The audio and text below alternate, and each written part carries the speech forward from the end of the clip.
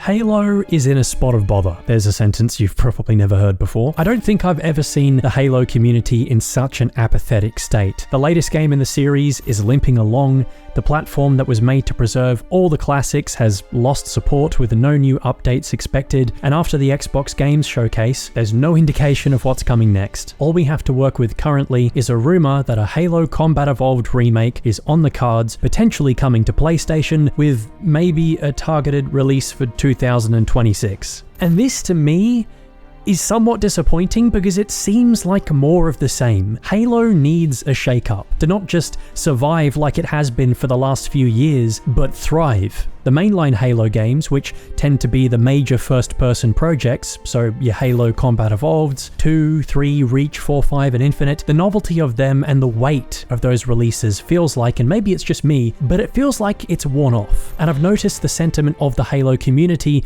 shifting ever towards wanting the franchise to experiment with something new, rather than retreading the same thing over and over again. As much as we might love another adventure with Master Chief, recent mainline Halo sequels have turned out to be, to put it kindly, something of a floundering disappointment. 343 have been pumping out massive projects. Their first job once they had the reins for the series, aside from handling some of Reach's post-launch support and assisting Saber Interactive with remastering Combat Evolved the first time, which was met with a middling reception that fills me with a great deal of hope, was to develop a sequel to one of the fastest selling and most beloved video games of all time, Halo 3. The result of which was Halo 4, which at the very least hit the basic level of expectations for a mainline Halo game, but I don't want to go into the specifics about what each 343 game did wrong because we'll be here for another hour. Then came the Mustard Beef Connection, a monumental task that had significant issues at launch that weren't fixed for years. All the while, 343 were also working on the next mainline Halo game, Halo 5. Somehow, maybe because of 343's attention being split between two different games, Halo 5 was the most content-bare Halo game since Halo 2, which had released over a decade ago at that point. Classic modes like Big Team Battle and Infection weren't present at launch, and both Forge and Firefight were added several months later. And the campaign, I don't even get me started on whatever the barreling that was about. And as if history were to repeat itself again, Halo Infinite released a full 6 years later with the longest dev cycle of any Halo game, and still managed to rock up at the party without its pants on. Limited armor customization that was hindered by microtransactions,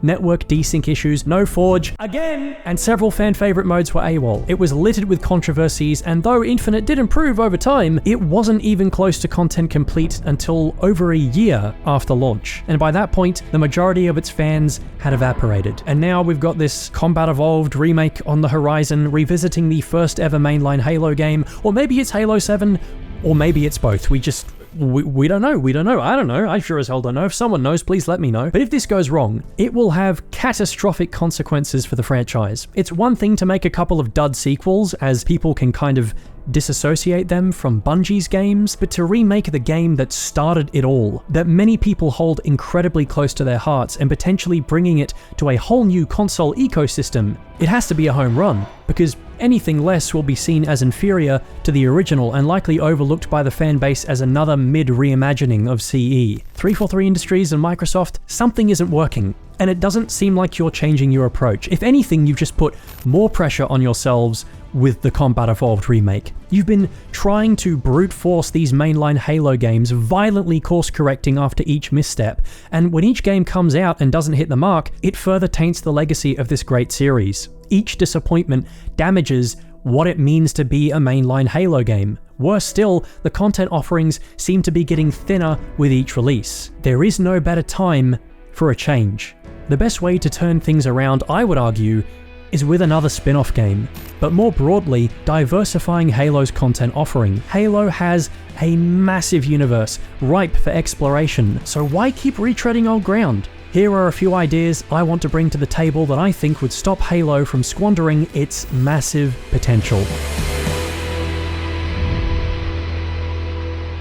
Hello there guys, gals, ladies and gentlemen, my name is Laperladen. That was the longest intro ever, and before I kick off, I just want to preface the rest of this video by saying that although I'm being quite critical of 343 Industries and Microsoft, it comes from a place of love for the Halo franchise. I want to see the series continue to succeed, not just survive on the fumes of past glories like it seemingly has been doing for the last decade. My intention isn't to bash the developers, but to highlight the potential for Halo to explore new and exciting directions.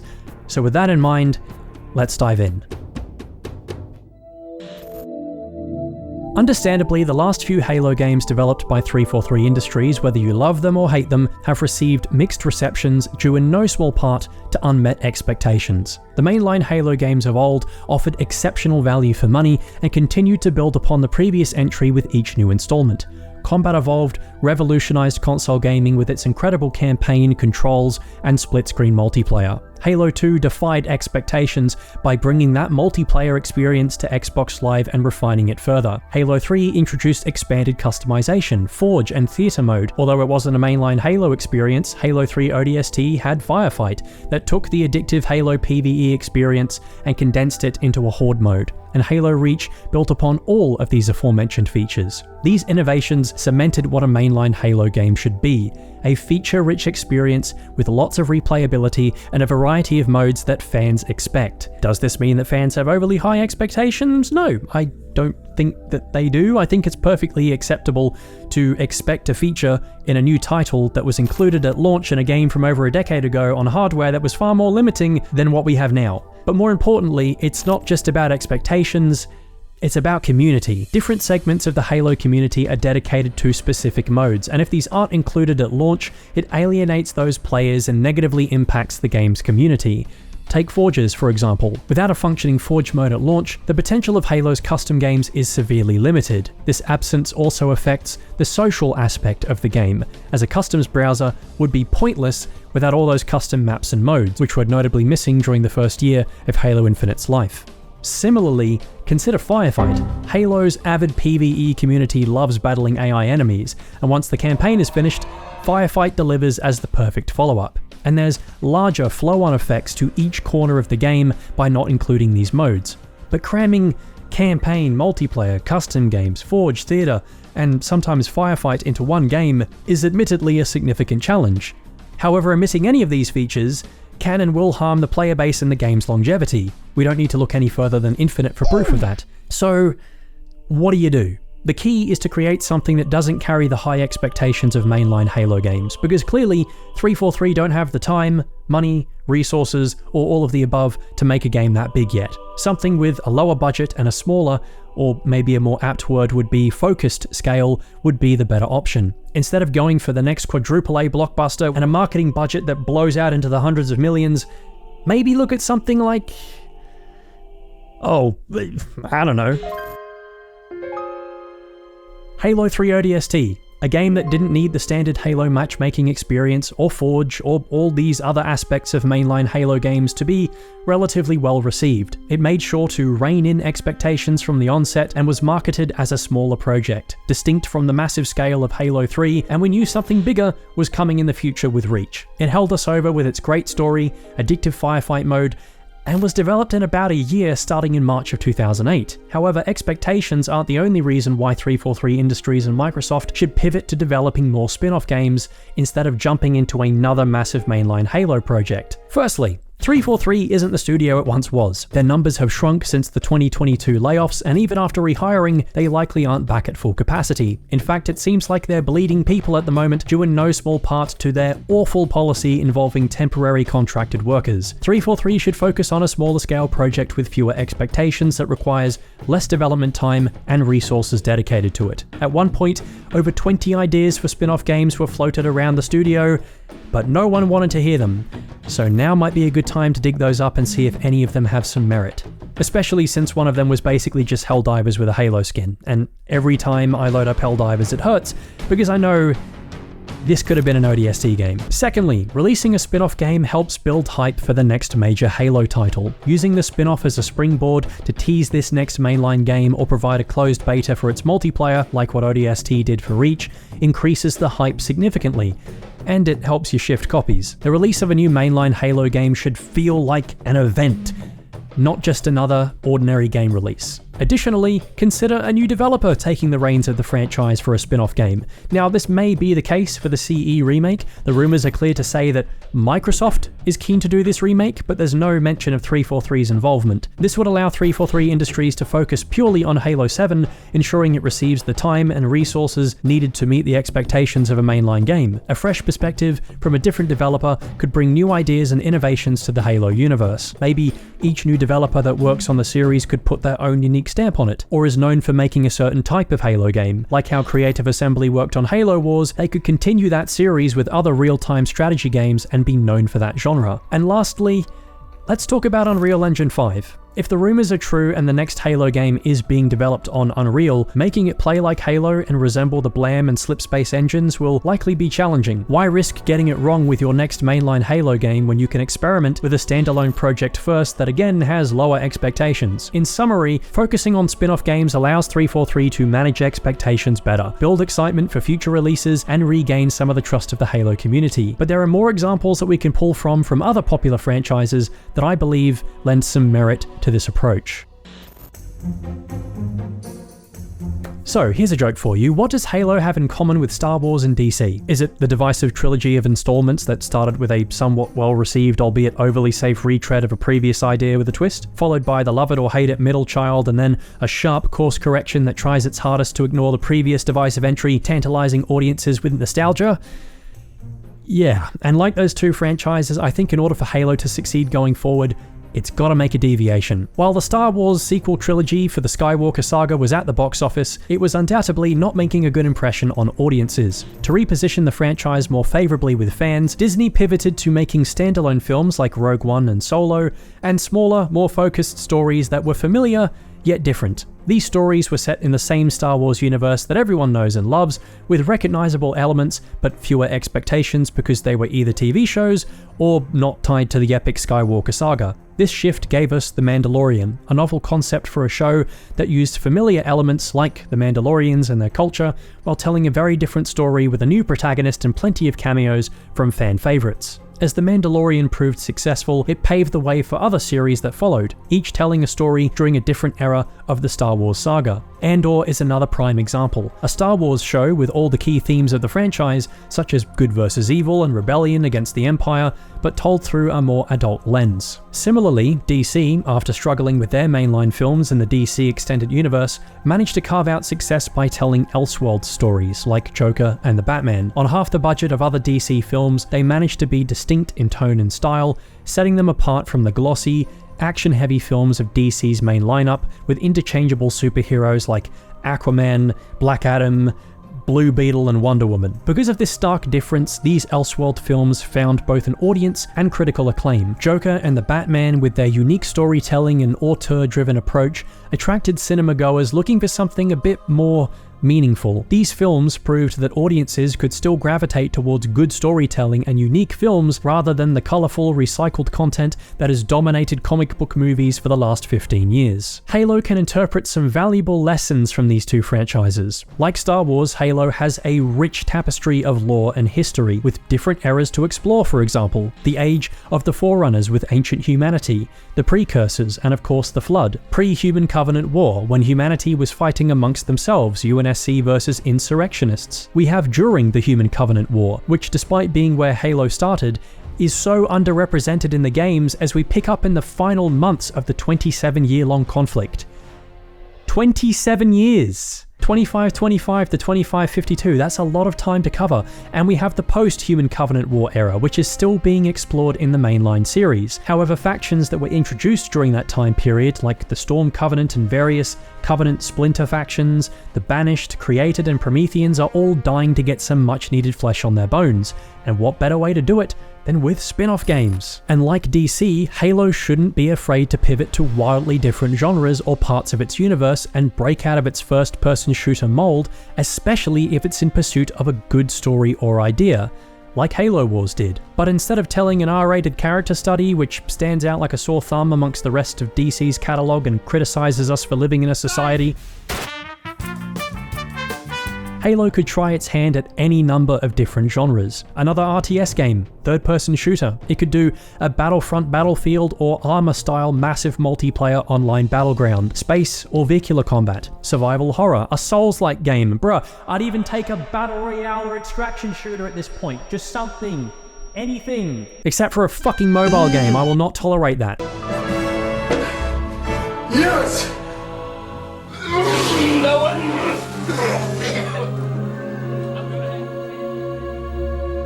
Halo has its roots as an M-rated game, but more recently, likely to pivot to a wider audience, its approach has softened and games have garnered a teen rating. Maybe, like DC, a future spin-off game could be a bit grittier and violent, you know, swing one for the adults for once. So long as the franchise stays true to the core tenets of its story and has enough recognizable imagery, much like how Star Wars did, it'll still feel like Halo. More than the power fantasy of being a Spartan super soldier, people love the idea of humanity being the underdogs in this galactic war and overcoming the crazy odds to prevail. Halo is a story about sacrifice, determination, and dare I say it, the indomitable human spirit. All themes that can be translated to so many different stories. If you keep those core tenets of the series for a spin-off, you've got a recipe for success. The reason why people want a flood horror survival game so badly, I think, is because it takes that underdog idea and dials it all the way up. You're no longer just a random soldier holding out in a massive war, you're a soldier holding out against literal eldritch horrors beyond your mortal comprehension, and they'll do far worse than just kill you. Also because the Flood are such a brilliantly grotesque villain who have been severely underutilized in recent years, with teasers to a potential return that doesn't seem to be happening. The mainline Halo games might be teen rated now, which kind of ruins the chances of the Flood coming back in that series, considering their, you know, blood and guts and bones and burrowing into the chest of people and all that stuff. But in a more mature spin-off game, you see what I'm getting at? This is partly why players also want to return to the shoes of an ODST or a Marine. Seeing the Halo universe from the perspective of someone ordinary has always been something that's been alluded to in trailers and marketing, but was never really done justice in the games. As much as I love ODST, you can't deny that it does kind of feel like you're just a slightly toned down Spartan. Seeing a ground battle from the perspective of an ordinary soldier during the height of the Human Covenant War, the brutality of it. Everyone reckons they'd be a Spartan if they lived in the Halo universe? Nah bro, this is what it would be like for you. And that's not to discourage the idea of more Halo games told from the perspective of Spartans. Grey Team, a group of specially trained Spartan 2s who went out on covert missions during the Human Covenant War, would be awesome characters to follow and play as in a standalone title. Or as Spartan 3s, the unsung heroes of the war who burnt through their numbers in the hundreds to hold back the Covenant. Whether that's headhunters or just general Spartan 3s and SPI armor, who knows, I think both would make for amazing experiences. Alternatively, you could take things in a whole new direction, away from humanity, similar to Halo 2. There's a vast array of popular characters and various alien races, like the Arbiter and the Elites, that fans have been itching to play as since we last had playable Elites in Halo Reach. The range of genre-bending games that Halo could try its hand at is near limitless.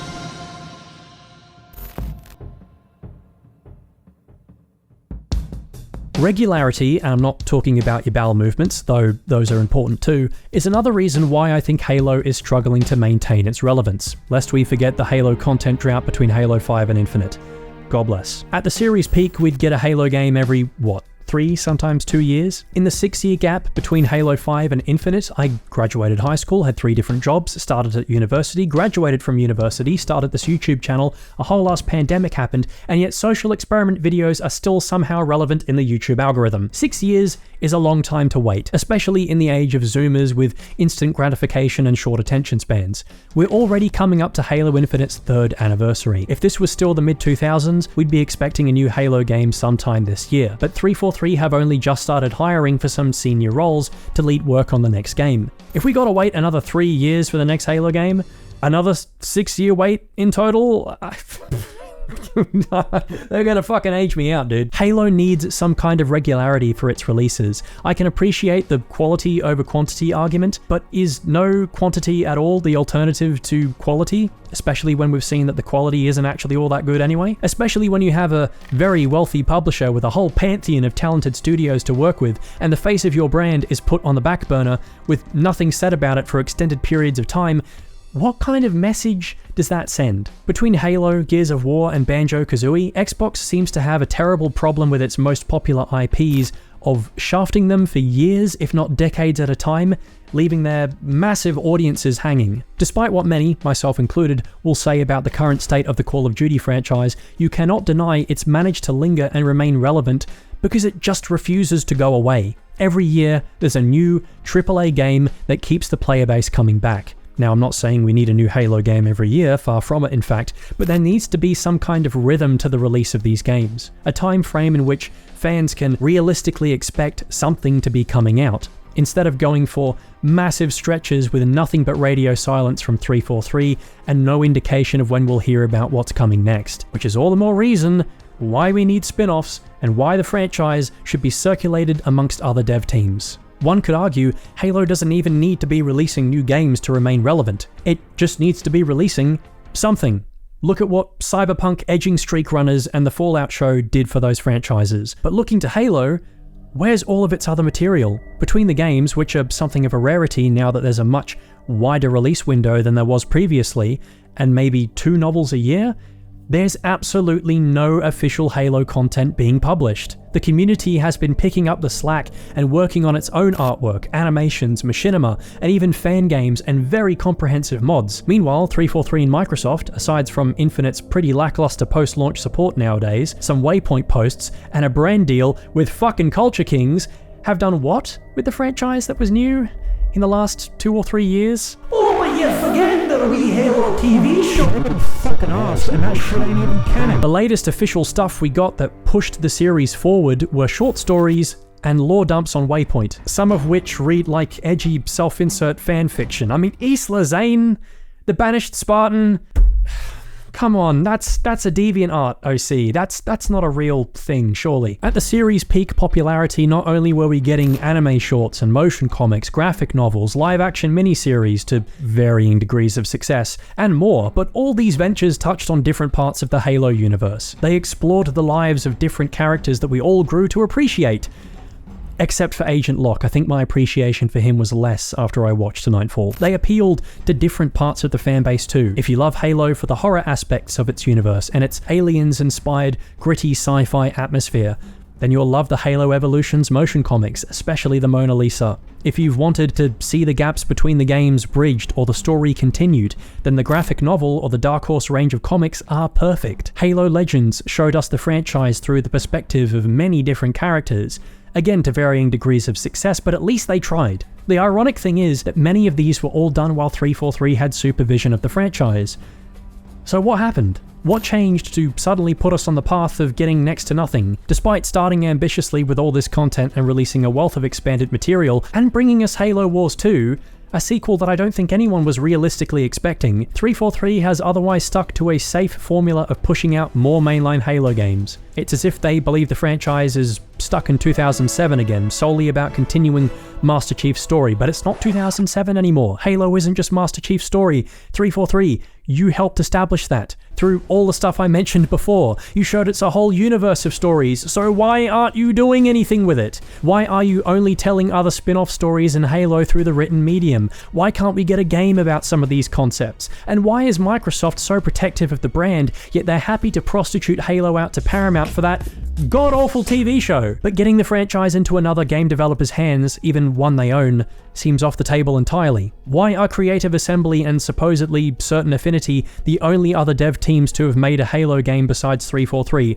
And no, I'm not counting Vanguard Entertainment and those bloody mobile games. Why can't someone else take a crack at it? I just don't understand this. Halo is treated like a sensitive golden child on one hand that can't be handed out because of how precious it is, but on the other, Microsoft has rushed 343 to push Halo out the door multiple times and generally treats the studio and the brand quite poorly. Make it make sense, please. This is why I had high hopes when Pierre Hintz and co replaced the old leadership at 343 Industries. Pierre's love for RTS games and his openness to breaking the mold, like considering a space combat game, seemed promising, yet we still haven't heard anything concrete about such projects. If 343 are working on both a CE remake and Halo 7 simultaneously, it shows they've learnt nothing from the 2010s when they were working on remasters and new mainline games at the same time, to the detriment of both. The impression I'm getting from this Halo 1 remake is that 343 Industries tried to innovate with Halo, and when the majority didn't like it, they retreated to familiar ground. In reality, they could take Halo in plenty of new directions and people would love it, so long as it's done right. Why not build upon the aspects that partially worked in previous Halo games, take the feedback on board and improve them? Instead, 343's biggest problem is that they're hyper-reactionary. The response to Halo 5's release and the overwhelming amount of expanded content needed to understand its story seems to have pushed 343 to the other extreme, doing almost nothing with expanded media now. We didn't want no new Halo content, we just didn't want to study it all like it's an exam to follow the next game's plot. When it comes to the story and campaign, they've been more than happy to chuck the baby out with the bathwater the moment feedback skews negatively. Because of that, between Halo 4, 5 and Infinite, and now potentially Halo 7 or the CE remake, there's not a lot of consistency. We don't see the UNSC fighting back against Cortana and her creative forces after the events of Halo 5. There are no more Prometheans, which means no chance to see them fully realized or improved upon, they're just gone. The Didact's return, which should have been a monumental event, was handled off-screen in a novel. Seriously? The closest we got to having a character who could be Master Chief's nemesis and his involvement in Halo's story is done behind the scenes? So many of these problems with characters, factions, and events could have been resolved in spin-off games or literally any other medium other than a book. Wait, I should probably clarify, I love the Halo novels as much as the next person, but you can't deny that some of those stories would have been, or rather should have been, told through animation or in a game. Imagine watching or playing an epic showdown instead of reading about it over a cup of coffee or told to you by a content creator. Halo is one of the most prolific, most popular, and adored science fiction properties in the world. It is an untapped goldmine of material that is begging to be unleashed. It is the Star Wars of video games.